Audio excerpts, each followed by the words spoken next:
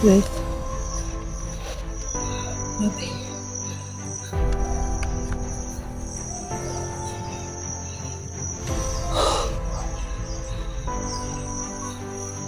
Sakit ng dibdib ko.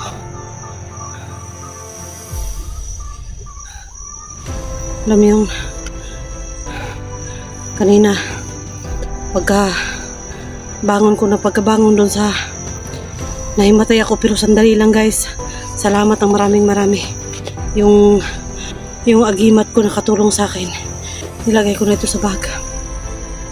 Salamat ng marami sa aking diamante, no? Tsaka itong agimat ko. Salamat ng marami talaga. Sobrang ang laki ng tulong nito sa akin. Tsaka naisip ko, nasan kaya si Inday? Alam nyo guys, ito, babalik ko na lang. Hindi ko alam kung anong gagawin ko eh.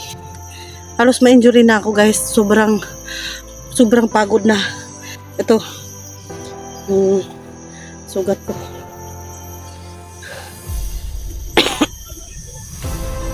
Hindi ko naman kung anong gagawin ko.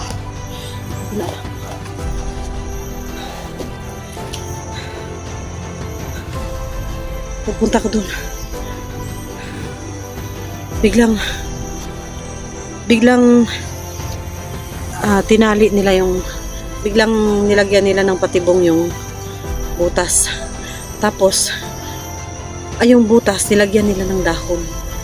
Tapos ang nangyari, nilagyan pa nila ng ahas. Grabe, diba?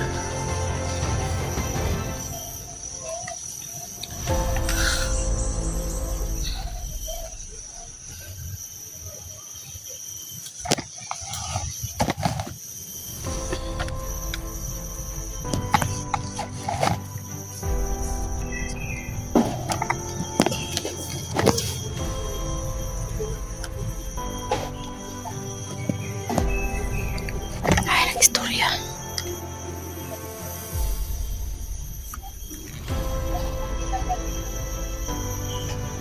Ay, istorya guys. Ano dito? Ano ba yung magawa yan dito?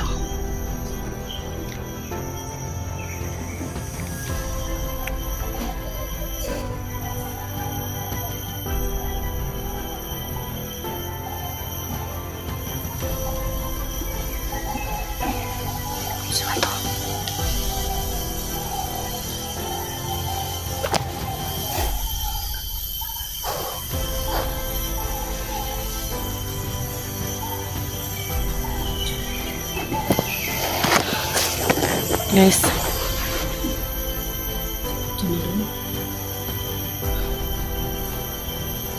alam nyo guys, hindi ko alam kung paano ko sasabihin sa inyo, pero siyempre napilay yung dibdib ko, no?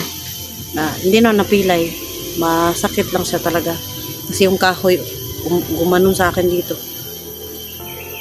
Tapos nagpapasalamat po ako sa aking tagulilong, no? Sa aking yan, itong tagulilong ko na agimat. Tapos papasalamat din ako sa aking diamante ng hangin, dahil nga malaking tulong din sa akin yun. Hindi ako masyadong napuruhan sa pagkadisgrasya ko sa butas, pero naisip ko lang guys, kung sakali ba, hindi ko kasi alam kung may video si Inday o wala. Pero may nag-comment sa akin doon na si Inday walang video na in-upload. Hindi ko alam nyo yung pakiramdam ng kaibigan mo na nawawala. Hindi nyo kasi alam yung pakiramdam na gano'n. Pero alam siya, sorry kasi nga hindi ko alam kung Anong mararamdaman ko na ang tagal namin magkasama ni Inday. Ang dami na namin mga pinagsamahan. Pero sa ganitong pagkakataon kami magkakahiwalay. Masakit talaga guys na na halos ibuwis mo yung buhay mo, makita mo lang yung kaibigan mo. Hindi yun madali. No? Tapos akala ko tagumpay na, matulungan ko na siya. Nahulog ako sa butas, nahimatay ako. Natusok pa ako ng kahoy, pero salamat hindi ako napano. Hindi ako na-injured talaga. Tapos biglang initak ako doon banda sa kawayan.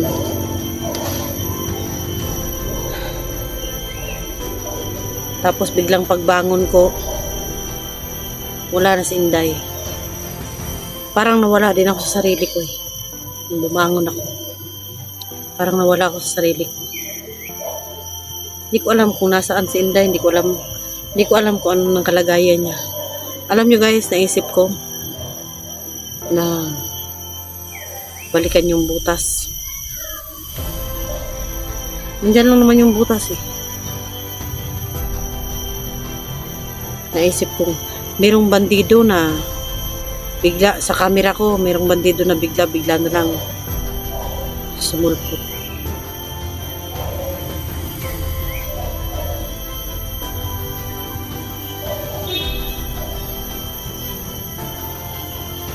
Tumakbo sila.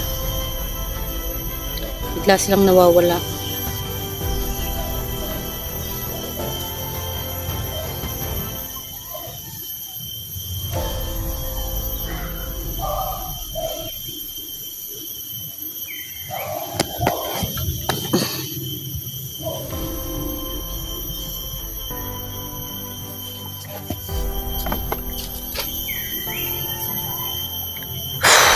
Hirap. Hirap ng ganda pakiramdam. Alam mo yung pakiramdam na parang ako lang yung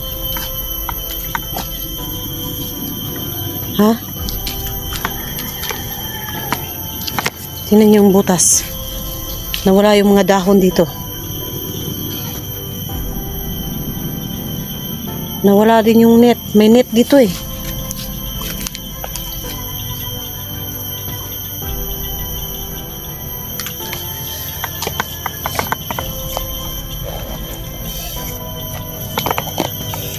Babayin ko lang si Inday.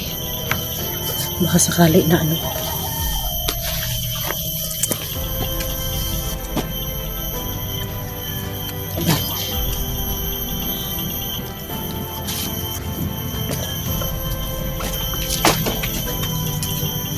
check natin dito sa loob. Kasi talagang kung dito siya namatay at kinuha, sindihan natin, magsiga tayo para sa kanyang katahimikan ng kanyang kaluluwa.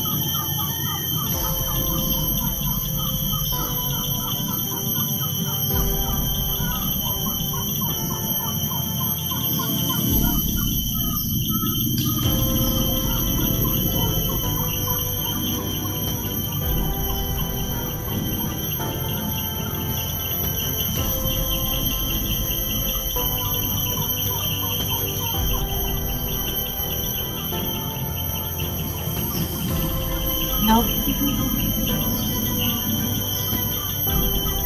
Ano rin?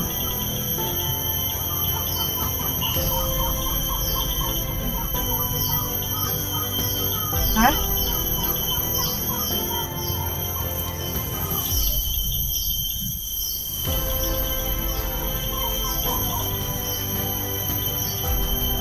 Si Aling Rose?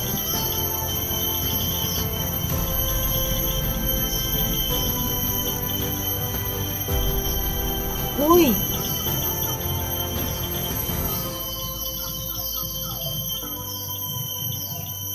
Mau ba?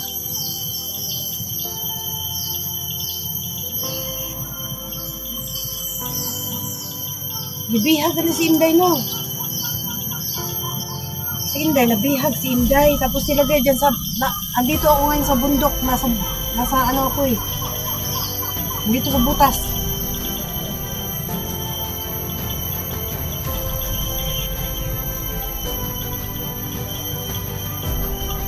Oo, sige, sige. Magsiga lang ako, magsiga. Wala akong kumano kung hindi kasi hindi, patay na. Tabangi ko, be.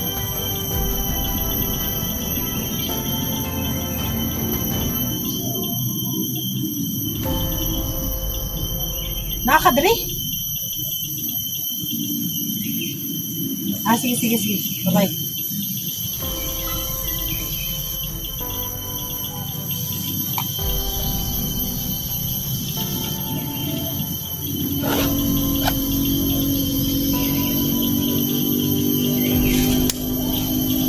Guys, tumawag yung kaibigan ko na kaibigan din namin ni Inday.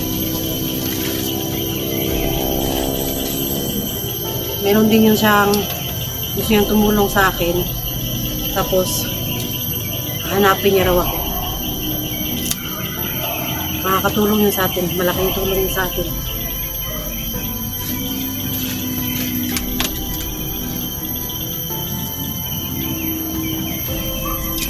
Nagsiga sana ako pero hindi ako makapagsindi.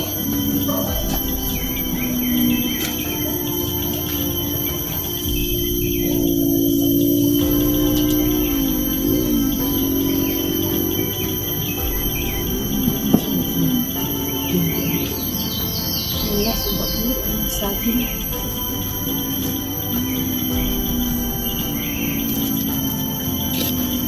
Ano na nakuha ka ng mga ukang kanasuan?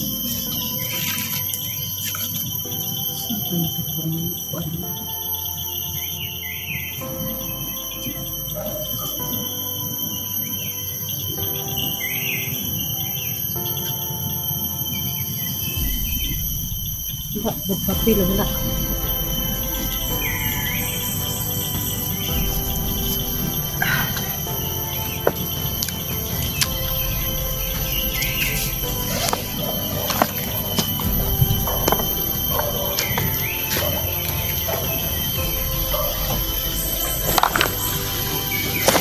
Ikahatag ko guys.